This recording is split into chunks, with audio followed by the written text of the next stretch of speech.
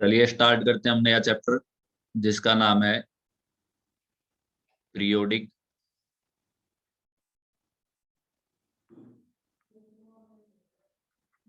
Periodic classification classification of elements.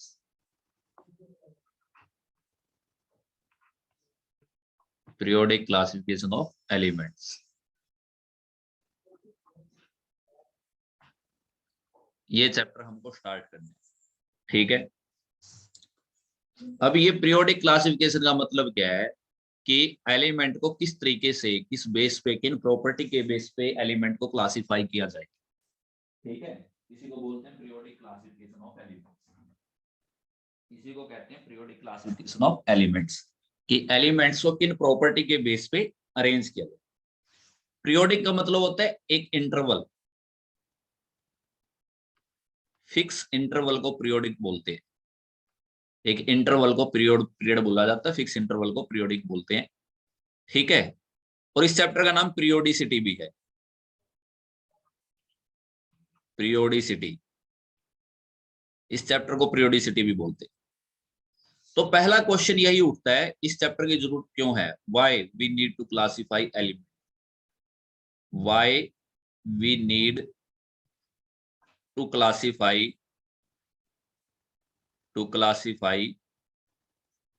Elements. क्यों हमको elements को क्लासिफाई करने की जरूरत है? क्या जरूरत आन पड़ी एलिमेंट्स को क्लासिफाई करने की? देखिए, जब पॉपुलेशन थोड़ी होती है तो जनगणना की कोई जरूरत नहीं होती, कोई भी उसको गिन सकता है। लेकिन जब पॉपुलेशन बढ़ती गई, डिफरेंट डिफरेंट कास्ट की, डिफरेंट डिफरेंट रिलीजन की, ठीक है ना, तो उसकी जो कैलकुलेशन है या जो उसकी जनगणना है, जो पॉपुलेशन का इंडेक्स है, वो करना हमको जरूरी पड़ गया। सेंसस जिसको बोलते हैं, वो करना जरूरी पड़ गया, क्योंकि इतनी लार्ज पॉपुलेशन है तो उसमें ग्रुप वाइज कैटेगराइज करना बहुत जरूरी हो गया कि सिमिलर प्रॉपर्टी की एक जगह पे रखे जाएं, डिफरेंट रिलीजन के जगह डिफरेंट रिलीजन की रखे जाएं, क्योंकि सबका रिलीजन अलग अलग है, उसके बेस पे उनको रखा जाए। ठीक है, जैसे जनगणना करते हैं वैसे ही एलिमेंट भी धीरे धीरे करके बढ़ने लग गए। ठीक है ना, जैसे जैसे एलिमेंट की डिस्कवरी हुई, और आज हमारे पास पीरियोडिक टेबल में देखते हैं तो हम 118 एलिमेंट्स। तो जब एलिमेंट बढ़ने शुरू हो गए तो साइंटिस्ट के मन में सवाल उठना शुरू हो गया कि इनको कैसे रखें, किस तरीके से रखें। पहले तो जो मन में आता था वो रख लेते थे, थोड़े ही एलिमेंट थे। जैसे सबसे पहले पीरियोडिक टेबल अगर देखी जाए एलिमेंट को रखने के लिए, जॉन डॉल्टन ने दी थी सबसे पहले पीरियोडिक टेबल तो। ठीक है ना, जिसमें उसने एलिमेंट को रखा था बिना सिंबल गई। जैसे फोस्फोरस का सिंबल ऐसे बनाया था उसने। ठीक है ना, 9th क्लास में आता है, फोस्फोरस का सिंबल ऐसे, हर कोई चीज को सर्कल में रखता था वो। ठीक है ना, तो सबसे पहले जॉन डॉल्टन ने एलिमेंट को क्लासिफाई किया था। ठीक है ना, लेकिन उस टाइम थोड़े ही एलिमेंट थे, आई थिंक 12 to 13 एलिमेंट थे। और कोई सीरीज, कोई प्रॉपर्टी के बेस पे उनको नहीं रखा गया था कि कुछ टाइम के बाद एक प्रॉपर्टी वाले ही रिपीट हो जाएंगे, ऐसा कुछ नहीं था। तो डॉल्टन के बाद अगर किसी ने सही तरीके से एलिमेंट को क्लासिफाई करने की कोशिश की तो वो थे डॉबर्नियर। ठीक है ना, डॉबर्नियर थे, डॉबर्नियर साइंटिस्ट आए थे। उन्होंने सबसे पहले एलिमेंट को डाल्टन के बाद सही तरीके से क्लासिफाई किया था। तो सबसे पहले पढ़ते हैं पीरियोडिक क्लासिफिकेशन ऑफ एलिमेंट में। क्लासिफिकेशन जो सबसे पहले किया, सबसे पहले एलिमेंट को रखने की कोशिश की, तो वो डॉबर्नियर की कोशिश थी।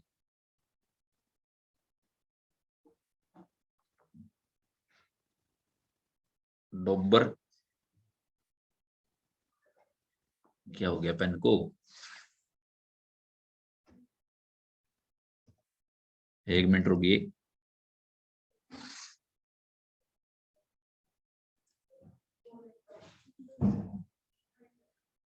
डॉबर्नियर,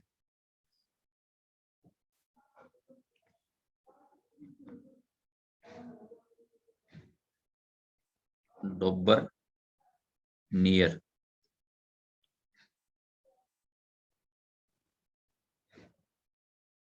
सॉरी।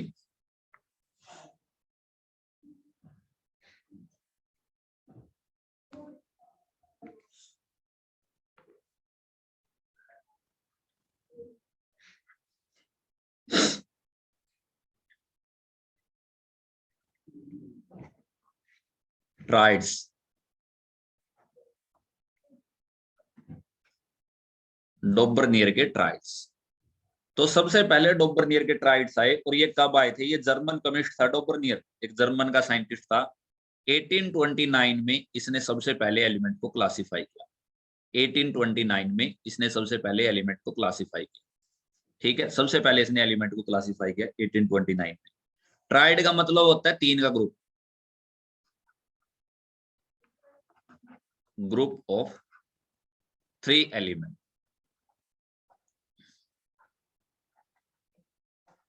तीन एलिमेंट के ग्रुप को क्या बोलते हैं? ट्राइड्स बोलते हैं। ठीक है, तो डोबरनियर ने क्या कही अपनी पीरियोडिक टेबल किस तरीके से दी डोबरनियर ने? क्योंकि इसके टाइम पे एलिमेंट तो थे लेकिन कम थे, तो इसने ट्राइड की तीन के ग्रुप में रखने की कोशिश की कि जो सेम प्रॉपर्टी के उनको तो सेम ग्रुप में रख दिया जाए। ठीक है, तो इसने कहा कि जब हम एलिमेंट को अरेंज करते हैं, कैसे अरेंज करते हैं? In order of in order of in order of increasing in order of increasing atomic mass, in order of increasing atomic mass. Element को कैसे रखना है? पहले तो एटॉमिक ऑर्बिट एटॉमिक मास के बेस पे इंक्रीजिंग ऑर्डर में रखना है। ठीक है, और किस तरीके से रखना है?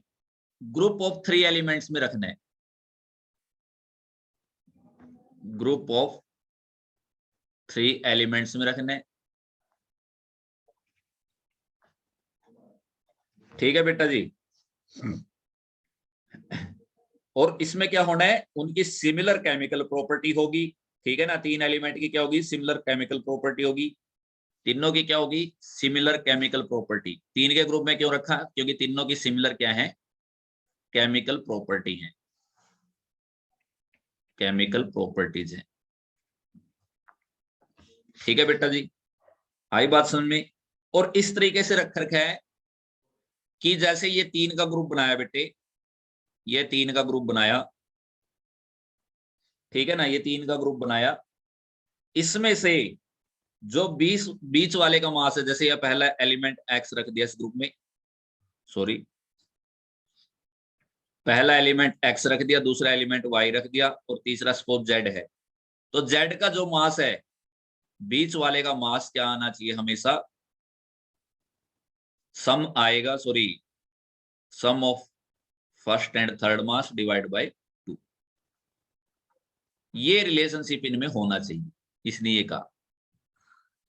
ठीक है बेटा जी, अब देखिए क्लास का बोर्ड हो तो उसकी अलग बात है, ये इलेक्ट्रॉनिक बोर्ड है, इलेक्ट्रॉनिक बोर्ड पे लिखते हुए समस्या तो आती ही है। ठीक है, तो इसने कैसे लिखा इसको देखिए। इसने कहा कि पहले तो एटम जो एलिमेंट है वो किसमें होने चाहिए? इंक्रीजिंग एटॉमिक मास में होने चाहिए। तीन ही होने चाहिए एक ग्रुप में, तीनों की सिमिलर केमिकल प्रॉपर्टी होगी, और जो बीच वाले का मास होगा वो फर्स्ट और थर्ड के सम के डिवाइड बाय 2 के बराबर होगा, यानी कि उनके एवरेज के बराबर होगा। ठीक है, या एवरेज से भी अच्छी बात है, अर्थमेटिक मीन होगा। क्या होगा? अर्थमेटिक मीन, अर्थमेटिक मीन होगा। ठीक है, mass of third mass of middle element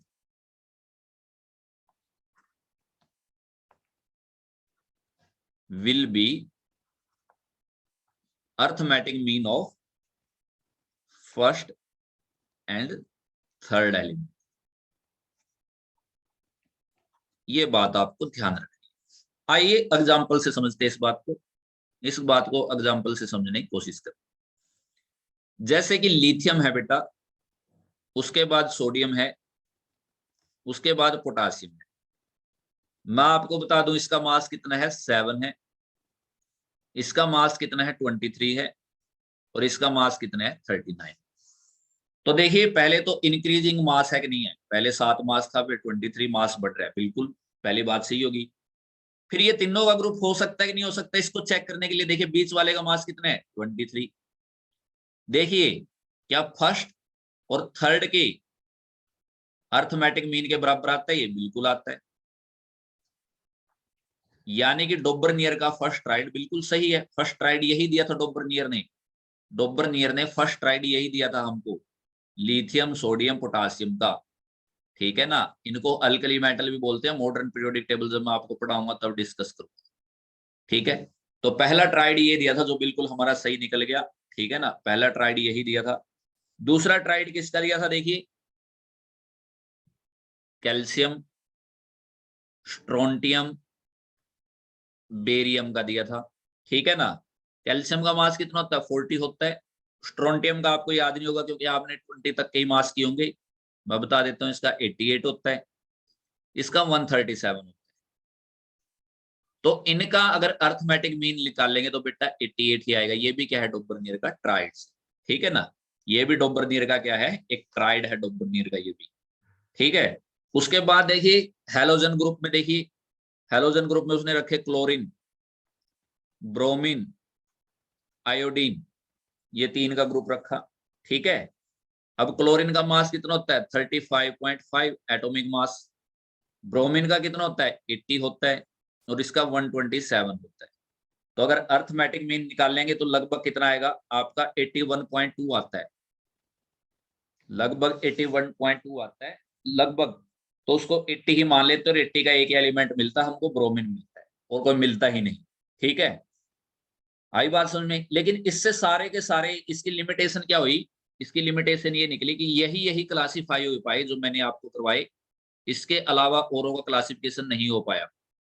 जो मैंने यही करवाए सिर्फ इन्हीं का क्लासिफिकेशन इससे हो पाया। इसकी लिमिटेशन यही है कि जिनका मैंने क्लासिफिकेशन करवाया सिर्फ वही क्लासिफाई हो पाए। ये फिर रुक हो गया वो।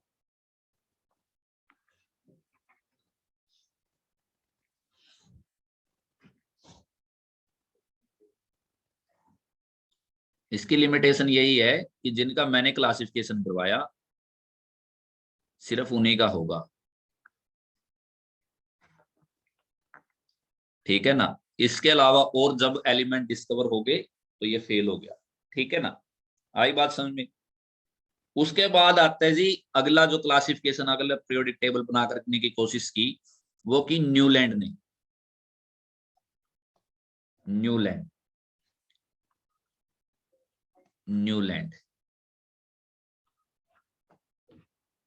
लॉ ऑफ ऑक्टेव्स दिया इसने, ऑक्टेव्स। 8 के ग्रुप में एलिमेंट को रखा, न्यूलैंड लॉ ऑफ ऑक्टेव्स। ठीक है बेटा जी। इसने ये पीरियोडिक टेबल दी 1864 में, पीरियोडिक टेबल दी। ठीक है, आई बात समझ में। और ये एक म्यूजिशियन भी था। ठीक है ना, एक ये म्यूजिशियन भी था, साथ के साथ म्यूजिक को भी केमिस्ट्री में घुसाने की कोशिश करता था ये। जैसे कि इसने, जैसे हमारे सारे गामा पा होते हैं तो इंग्लिश में होते हैं डो रे, मा, फी, सो, ला, टी। ठीक है। तो ये देखिए ये भी सात हैं। तो यहाँ पे जो एलिमेंट रखा जाएगा और यहाँ पे जो एलिमेंट आएगा, इनकी प्रॉपर्टी बराबर होंगी। ये न्यूलैंड लॉ ऑफ ऑक्टेव कहता है। ठीक है, कि हर एक 8वें एलिमेंट की प्रॉपर्टी पहले एलिमेंट से मिलेगी। अगर ये पहला है तो ये 8वां बनता है, देखिए इनकी प्रॉपर्टी मिलेगी। अगर ये पहला है तो ये 8वां बनता है, इनकी प्रॉपर्टी सेम मिलेगी। अगर ये पहला है तो ये 8वां, इनकी प्रॉपर्टी सेम मिलेगी। समझे मेरी बात। देखिए यहां से चलेंगे तो first, second, third, fourth, fifth, sixth, seventh, eighth, eighth यही बनता है। तो इन दोनों की प्रॉपर्टी क्या होंगी, इन दोनों की प्रॉपर्टी सेम होंगी। इन दोनों की प्रॉपर्टी क्या होंगी, सेम होंगी। और जो सेम ग्रुप में रखे जाएंगे, जो सेम जगह पे रखे जाएंगे, उनको कहेंगे भाई ये सेम ग्रुप में है। ठीक है, आई बात समझ में। तो इसने जो करके दिखाया था पीरियोडिक क्लासिफिकेशन ऑफ एलिमेंट में, मैं एक बार वो लिख देता हूँ। ठीक है ना, हमारी बुक में बहुत कम लिखा होता है, एनसीईआरटी में। मैं लिख देता हूँ एक बार, hydrogen, lithium, beryllium, boron, carbon, nitrogen, oxygen, उसके बाद फ्लोरीन। ठीक है, सोडियम, उसके बाद आया मैग्नीशियम। ठीक है बेटा जी। उसके बाद आया एल्यूमिनियम, उसके बाद आया आपका सिलिकॉन, उसके बाद आया आपका फॉस्फोरस, फिर आया आपका सल्फर। यहीं पे फिर आयरन आ गया, यहीं पे फिर एससी आ गया। ठीक है, सेलेनियम आ गया, यहीं पे मैग्नीज आ गया, यहीं आपका ये आ गया, एस्मियम आ गया। ठीक है, टिटेनियम आ गया, सॉरी, हाँ हाँ टिटेनियम आ गया, इंडियम आ गया, जिरकोनियम आ गया, ठीक है, यहाँ पे क्या आ गया, क्रोमियम आ गया, ठीक है, या बैटेरियम आ गया, सीरियम एंड लेंथिनम दोनों यही रख दिए इसने, ठीक है। मैग्नीशियम के बाद कैल्शियम रख दिया, कैल्शियम के बाद जिंक रख दिया, जिंक के बाद स्ट्रोंटियम रख दिया, ठीक है। सोडियम के बाद पोटासियम रख दिया, पोटासियम के बाद कॉपर रख दिया, कॉपर के बाद रुबिडियम रख दिया, ठीक है। क्लोरीन के बाद क्लोरीन रख दिया, क्लोरीन के बाद कोबाल्ट एंड निकल रख दिए, ठीक है। और निकल के बाद यहाँ पे कौन रख दिया, ब्रोमीन रख दिया। तो ये पीरियोडिक टेबल किसकी, जो मैंने देखी हुई थी, नेट पे पढ़ा रहा था मैं इसको, कई सालों से मतलब पढ़ाता हूँ, तो मैंने देखी हुई थी पीरियोडिक टेबल, न्यूलैंड ने जो दी थी, ठीक है ना। अब इसकी limit, Newlands law classification element जो ऑक्टेव है, ठीक है, ये बहुत ही रेयर है, मतलब हमारे पास 20 तक के एलिमेंट तक ही लग पाता, उसके बाद लग ही नहीं पाता, ठीक है ना। और 20 तक के एलिमेंट हमारे पास यहाँ खत्म हो जाते हैं। तो पहली लिमिटेशन तो इसकी मैं यही बता रहा आपको, याद रखिए, पहली लिमिटेशन तो इसकी ये है, ये सिर्फ 20 तक के एलिमेंट तक ही लगता है, उसके बाद ये नहीं लग पाता, ठीक है। इसमें हाइड्रोजन की पोजीशन को हैलोजन के साथ दिखाया गया है, जबकि हाइड्रोजन तो इनके साथ भी मैच हो सकती है, ठीक है बेटा जी, हाइड्रोजन तो इनके साथ भी मैच हो सकती है, हाइड्रोजन की प्रॉपर्टी इनके साथ में मिली बाद में हमको, ठीक है।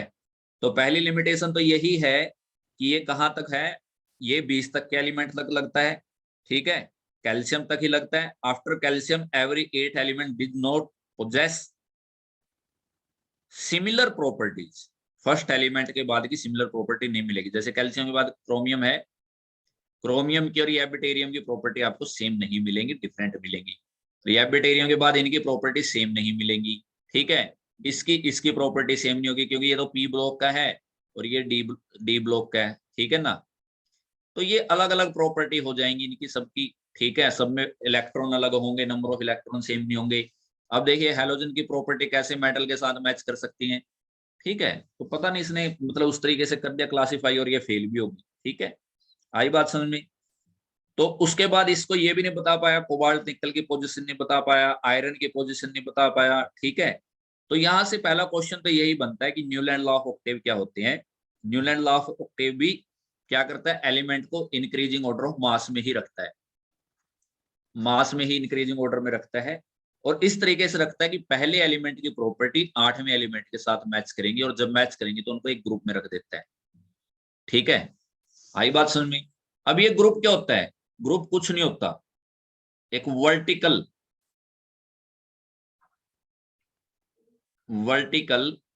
कंपार्टमेंट होता है, वर्टिकल कंपार्टमेंट, वर्टिकल हिस्सा होता है। देखिए सब जगह ये वर्टिकल हिस्सा है ना, सारा का सारा ये ग्रुप है, ठीक है। इस हॉरिजॉन्टल हिस्से को देखिए, इस हॉरिजॉन्टल हिस्से को, ये हॉरिजॉन्टल हिस्सा है ये वाला, इस हॉरिजॉन्टल हिस्से को बोलते हैं पीरियड, इस हॉरिजॉन्टल हिस्से को क्या बोलते हैं, पीरियड बोलते हैं, ठीक है। तो न्यूलैंड लॉ ऑफ ऑक्टेव की क्या खास बात थी, म्यूजिशियन था, इसने म्यूजिक के 7 स्केल निकाले, 7 स्केल में एलिमेंट को रखा, और इस तरीके से रखा, पहले एलिमेंट की और 8वें एलिमेंट की प्रॉपर्टी सेम थी। जब जिस एलिमेंट को जिस ग्रुप में रखा गया, उस वो ग्रुप क्या है, वर्टिकल कंपार्टमेंट है। और जब एक ही लाइन में हम एलिमेंट को देखते हैं, उसको बोलते हैं पीरियड, ठीक है, उसी को क्या बोला जाता है, पीरियड बोला जाता है। अब न्यूलैंड के बाद जो नए आया था साइंटिस्ट, वो था मेंडेलीव, मेंडेलीव की periodic table, Mendeleev, Mendeleev's periodic table, Mendeleev's की पीरियोडिक टेबल आई इसके बाद, ठीक है। और इसी को मॉडर्न पीरियोडिक टेबल का फादर भी बोला जाता है। Mendeleev is also known as father of modern periodic table, father of modern periodic table,